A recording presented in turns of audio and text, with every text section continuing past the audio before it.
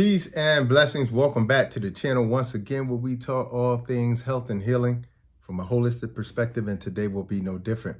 Today we're going to talk about 10 gut healing foods and herbs to help you restore your gut health. Okay. Now, I always say both health and disease begins and ends in the gut. Okay. Many of the conditions, when you think about them, most of the top 10 conditions that are causing struggle, that are causing days, years, decades to be written off of somebody's life, most of them are coming from what we're eating, okay? And so it could be looked at in two different ways. Food could be the most nourishing and healing and powerful form of healing, or it could be the most poisonous form of death, okay? Just depends on what food you eat. And so with that wide range of spectrum and so many people out there who have different perspectives on what this person should be eating and this person should be eating, I'm not here to discuss that today. What I'm here to discuss, that there's a medium ground. No matter if you're over here eating this, or over here eating this, there is a middle ground that says that there are certain foods that are super foods and they're also very medicinal to the body.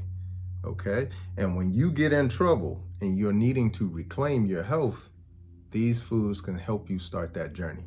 Now, this goes for anybody, whether you're suffering from something like acid reflux, indigestion,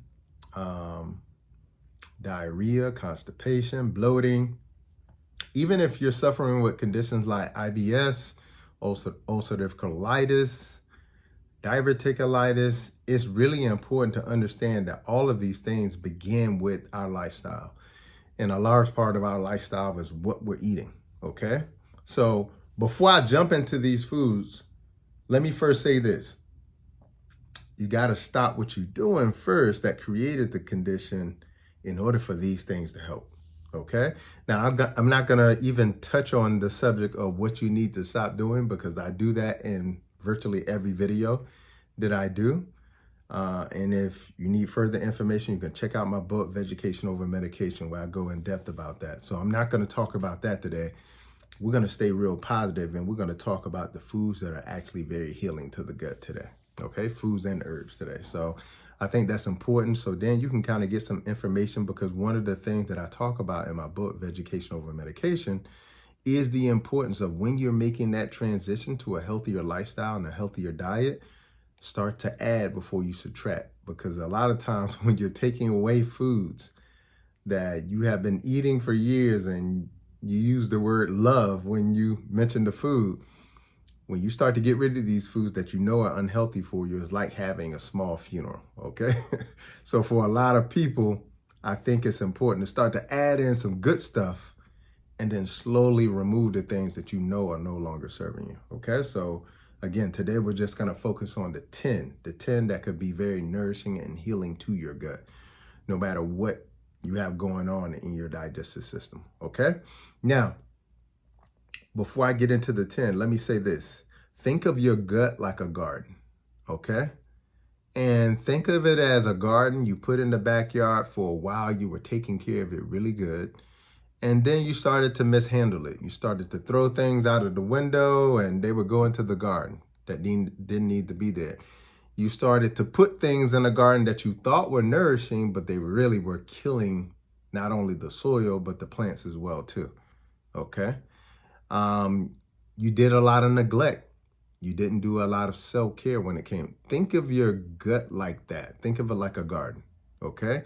And now that you want this garden to flourish, blossom, bloom, be fruitful, now you got to start from square one. And so what I always tell people, when you're trying to heal your gut, there's a process of first cleansing. You got to get rid of all the bad stuff, okay? The next thing is, now you have to get into the stage of restoration. You got to restore the garden, okay? There may be some things that didn't survive that you need in the garden. So you got to restore that part. Then you got to nourish, Okay, now you got to nourish the garden. You got to properly water the garden. You got to make sure it gets enough sunlight. You got to make sure that you're putting things in the soil and on the plants that help it grow. Sometimes that's compost, sometimes that's good soil, sometimes that's good fertilizer, a number of things. Sometimes that's a good, partnering flower, like a marigold. Sometimes that's a good partnering plant, like a nitrogen fixing legume, like chickpeas. It could be a number of things, but it's just important to know that you got to restore the garden by putting the right things in it for it to be able to flourish. All right. And then you got to protect it. Okay. Like I was mentioning before, you could put things in the garden that are actually protective to the garden to protect it from pests, to protect it from, little bugs, animals that come along. You could put peppers in the garden. You could put marigolds in the garden. You could put a number of different things in the garden that will actually scare things off and ward things off to protect the garden. So think of your gut like that. How can I cleanse this gut? Because now I gotta start from square one. You can't start in a garden that has all kind of toxic things in it and just start planting things in the garden. All right, so you got to clean out the garden. Then you got to restore the garden. Okay, because most of the things that were there that were healthy are probably unhealthy now. So you got to restore the garden, which means that you got to properly nourish the garden, okay, with new things that it needs. Then you got to protect the garden. Okay, so keep that mindset as you move forward and as I go through these things, because a lot of the things that I'm mentioning are just that when they're used in combination. Make sense? All right, so number one, okay, and these are in no particular order. Structured water. Okay, now I know that that's a big conversation out there, and I've talked about that before on this channel as well too, and talked about how one of the greatest form of hydrations is not what we drink but what we eat. Okay, but structured water could also be glacier water. It could also be mountain spring water. It also could be just untouched water as well too. So structured water is very important to our gut health, making sure that we're properly hydrated. But we just can't hydrate ourselves with any kind of water. You can't just be out here drinking tap water, which I have a whole nother video on where I talk about all the toxic things that are in tap water, which actually kill the gut. Okay. All right. So it's just really important to understand, at the end of the day, you want to put things in the gut that are nourishing, that add life to it. All right.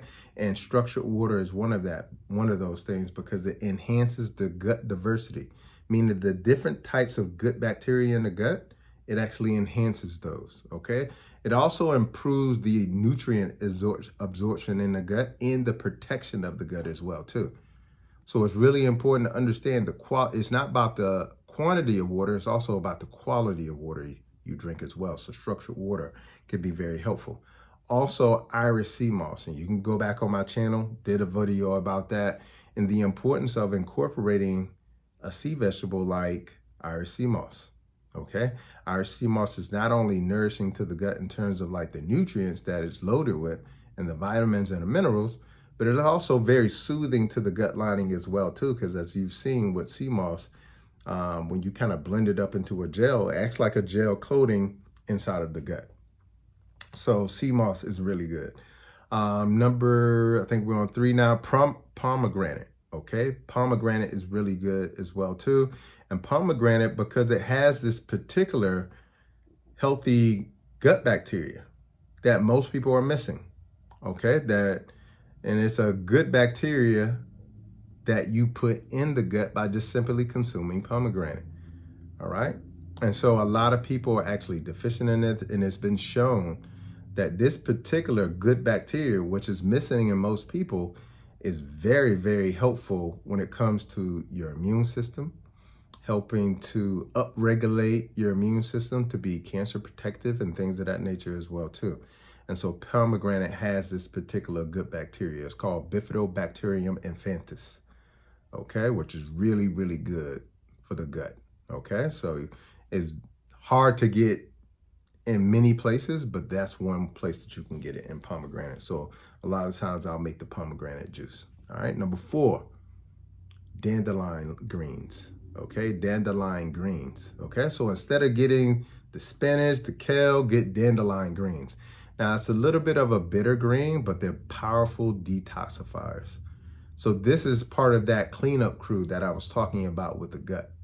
All right. So when I was mentioning how important it is to make sure you have certain aspects of how you're going to go back and restore the garden, well, this is part of it.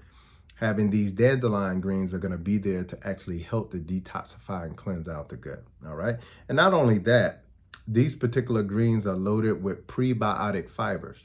And what is prebiotics? Because you probably have heard of probiotics, which you know is good bacteria. But prebiotics is the food for good bacteria. Okay. And when you don't eat enough prebiotics, you don't feed the probiotics, they die.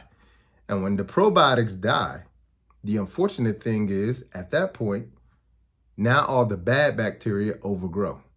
The things that you don't want in your gut, the things that are causing, the gut to be inflamed, the things that are causing the gut to end up having irritation that we call irritable bowel syndrome or ulcerative colitis and other dysbiosis as well too. All right, so we want to feed the gut or the good bacteria the things that it needs, and it needs prebiotics. And guess what? Dandelion greens have that, and it's anti-inflammatory. Okay, number 5, and this is a herb that is actually in my detox. Okay, the Tommy Detox. Okay, so you guys have probably seen my Tommy Detox. When you buy my detox, this is just one part of it. And one of the herbs I put in there, I put it in there specifically for this effect. The fact that it's loaded with antioxidants, it also increases the mucous membrane layer. So inside of your gut, the bowel, there's a layer here. It's a protective mucous membrane layer. That protective mucous membrane layer is to protect the gut, okay? And quite often what happens is when we're eating highly inflammatory foods, highly processed foods, it starts to eliminate that mucous membrane layer that's protective. Slippery elm will actually help with that. And you'll notice when you do my detox and you're drinking the Tommy Detox, you may see at the bottom, if you have like a herb ball or you put the herbs directly into the water, you may see a little gel form in there. It's coming from the slippery elm. Okay, that's why they call it slippery elm. Okay, so it increases the mucous membrane. So it's helpful with conditions like Crohn's, ulcerative colitis, and leaky gut as well too. All right, really, really important to patch up some of those leaks. Another food, superfood, avocados, nuts, and seeds. These are our healthy fats. So you want to get those healthy fats in the gut because those healthy fats are there to be anti-inflammatory because they're going to be loaded with omega-3s. Okay, omega-3s are anti-inflammatory. Not to mention, every cell in our body has a bilipid membrane layer. Okay, every cell in our body. And that bilipid membrane layer is made of healthy fats. So if we don't have enough healthy fats in our diet, we won't be able to replenish this lipid membrane layer. Now, what's really important about that is that we consume a lot of oil, but we don't consume enough healthy fat. So canola oil is not a healthy oil, okay? That's a whole nother video that I need to do, all right? Number 7. The number 7 food is no food, fasting. When you fast, you give your gut an opportunity to heal and repair itself, okay? And so fasting could be a really, really great tool to use to restore your gut, all right? So I periodically do 72-hour day fast, 72-hour fast, okay? So roughly 3 days. So I'll go from about Sunday until about Wednesday. Okay, my last meal on Sunday, and then I'll start eating again on Wednesday. All right, so that's my typical, thing I do once a quarter. Well, I'll do at least a 3-day or 72-hour fast. That's just for me to let my body replenish, to give my gut an opportunity to heal, because when we're constantly eating and feeding the gut, it doesn't have an opportunity to do so because it's constantly working. All right, so I'll periodically do a fast, but you don't have to just do, a 72-hour fast where you're just doing water. You also could do a fast where you're doing just, liquids. You can also do a fast where you're doing just fruit, because fruit are the most easily digestible foods there are. So there's a number of different types of fasts you can do to kind of give your gut an opportunity to heal and an opportunity to rest. okay? But incorporating it into your healing program, I think would be very, very beneficial. All right. Number 8, cloves. And I've talked about cloves in other regards, but cloves can also be very helpful for our gut as well too. They're rich in polyphenols, which is an antioxidant. And the level of polyphenols that they have in cloves has been shown to reduce something called zonulin levels. Zonulin is what are the little junctions, okay? And so inside of the stomach is layered like this. So you see how it's tight in there. Not much can get through. So only small things can get through because these junctions are tight between my fingers, okay? And as zonulin levels increase, those junctions become loose. And now chunks of things can get through. All right. This is called a leaky gut. This is an unhealthy gut that leads to an unhealthy body. Okay. And what cloves have been shown to do is close those tight junctions, make them tighter so that only the things that are necessary need to get through, like vitamins, minerals, trace elements, small, very micro-sized particles. Okay. Hugely important. So that's one of the benefits of cloves. Another is that cloves are also antimicrobial, meaning they fight against bacteria, and they also fight against parasites as well too. Because again, remember what part of the program is we have to clean up the garden. Sometimes you got to get rid of the parasites. You got to get rid of the yeast. You got to get rid of the bad bacteria as well too. Okay, so this is, again, you can kind of see how if you put in different diverse types of foods in this program, then you're hitting it from every angle that I mentioned before we got started. All right. Number 9, berries. I like berries, A, because they're low calorie. B, they also have prebiotics in berries, which is really good for you. Berries are also rich in antioxidants, and that antioxidant that I mentioned before with cloves, polyphenols, okay, which I said before decreases the zonulin levels, makes the gap junctions tighter, okay? So that's why I really love incorporating berries. So my typical snack will be like blueberries. I love blueberries. Other people love blackberries, but incorporating those berries, especially those ones that are the black and blueberries, because they are also rich in anthocyanins as well too, which is really good for you, okay? And then the last one, number 10, all right? Number 10 is gonna be marshmallow root. Marshmallow root is another herb that is in my detox as well too. And marshmallow root helps to restore the gut integrity, okay? So as I was mentioning before, you have those tight junctions where they get loose because you're eating inflammatory foods, which are causing those junctions to become loose and causing zonulin levels to go up. And one of the things that marshmallow root does is it helps to restore the gut integrity, pulling those junctions back closer. Okay, again, that's why I use herbs and combinations, because again, you can have a multifaceted approach where you got one herb that's helping to move things along in the gut, while another herb is actually helping to heal the gut as well too. So that's one of the reasons why the detox is so effective. So those are my 10 foods and herbs that can help you start to heal your gut, which in essence can help you start to heal a whole host of other conditions that are also attached to an unhealthy gut, like high blood pressure, diabetes, high cholesterol, inflammation in the body, so forth and so on. All right, so I hope this video has been helpful. Hit that subscribe button, hit that notification button, share this video with somebody, because most people who go into the doctors have an issue with their gut. And most of people's health ailments begin in the gut.